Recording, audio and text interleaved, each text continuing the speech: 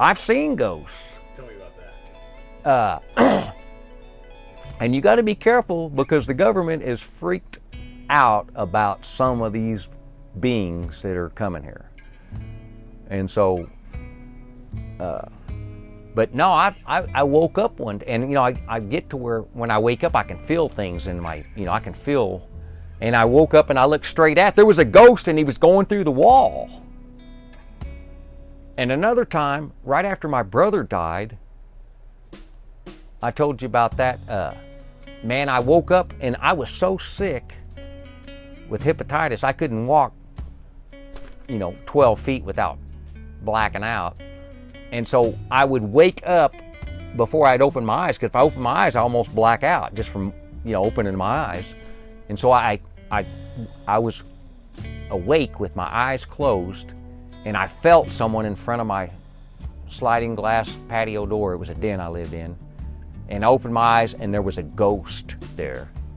And it was like, I tell people it's like if you look inside the folder of Led Zeppelin 4, the ghost with the lantern. And when I saw it, its eyes lit up even more so, and I looked at its eyes, and then it had a light at its side, and it lit up, and so I went to look at it, and it just disappeared.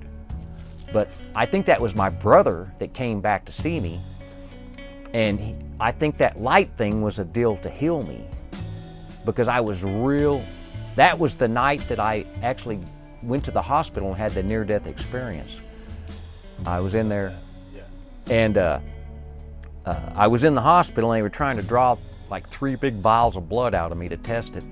And I told these 2 doctors, I said, pull that needle out of my arm, I'm getting ready to black out. It was like the 2nd or 3rd vial. And one of them goes, oh, that's impossible. You're in the hands of 2 confident doctors in a state-of-the-art hospital. And all of a sudden I just blacked out. I just saw everything go dark. And then I saw, it was like someone, and like these old movies where they flip the pages of a book, and then certain pictures would come out. That was my life. It went backwards, and I saw myself going to a little baby.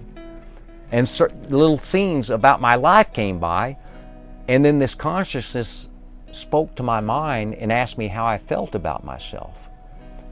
And I said, well, I feel pretty good, but I want to go back and help the world. And so I'm completely out. They had drugged me in the next room and laid me down on a table. They had me setting up in a chair in that other room. And I'm laying there, and I'm thinking, and I didn't open my eyes, and I'm thinking, oh shit, I'm alive. And this, over the intercom, it kept calling my name. It called my name twice, and I'm like, nope, not going to do it. I'm not going to open my eyes. I'm not. I'm thinking I'm just going to lay here until I get a grip on things, because I'm coming back to the world to try to help. But my sister had gotten some prescriptions under my name, and they were calling my name for her to go get them. But that night is when that ghost came and saw me, and then so I felt real excited when I saw that ghost. I felt a real good feeling about it. And then, as soon as it left, I started thinking, uh-oh. And I knew I was real close to death. I thought I just almost had a near death. And I was wanting to die until that ghost came to heal me. And but I started second guessing whether I really wanted to die, because I was upset because my brother and I was fighting, and he had just died. He was in a coma for about 10 days from having a car crash, and he and I had real bad fights. We wasn't getting along. My mom, and I wasn't getting along, but I got to thinking, man, I feel worse every day I get closer to death, so maybe death isn't so good after all. See, when I was 11 and my parents divorced, I wanted to kill myself because I was upset about things in the world.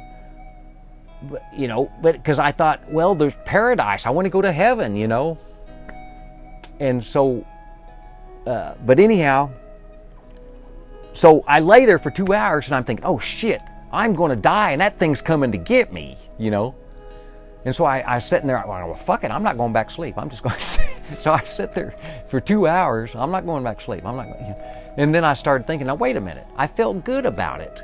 So why am I freaking out? You know, we're trained to be scared of the unknown. And so, and I kept hearing a dog just like Charles just did.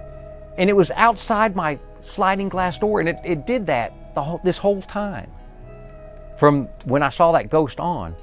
And I'm like, I'm not getting up. I'm going to bed. I'm resting. I'm not going to die. I'm going to live. And so I thought it was a trick. I thought, man, that's a devil dog or something out there. Sounds sweet. Sounds like a puppy. Then the next morning I get up, there's a damn puppy on my back porch. That's crazy.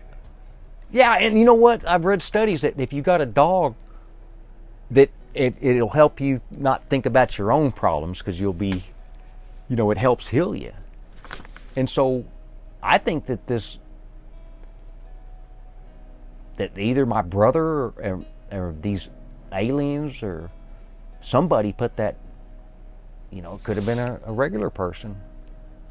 But I think that things happen for a reason. I think they're coming down here and they're intervening to try to help us. And they're helping, like I told you that I read about I think it was the former Canadian Defense Minister said that if you're a musician, if you seek them, that they'll appear. And that's what's happened to me. I think they're coming here and they're doing things to try to help. And I'm liable to lose all this. But, if anything, it's kept me alive all this time. If I hadn't been sitting here fixing stuff that's designed to break down and breathing all this lead paint and shit in these vacuums, they'd have probably, done killed my ass, because I'm able to see so much what's going on. But see, we need to try to find out who are these other people they're watching. Some of these people, because some of them government guys that told me I was one of these top guys, they told other people that too. And so we need to try to get us all together and get us a think tank going, write some songs together, and try to go out there in peace. If we still can, if this virus isn't going to completely wipe us out. That, what was it, the Black Plague or something in Europe, it lasted 200 years.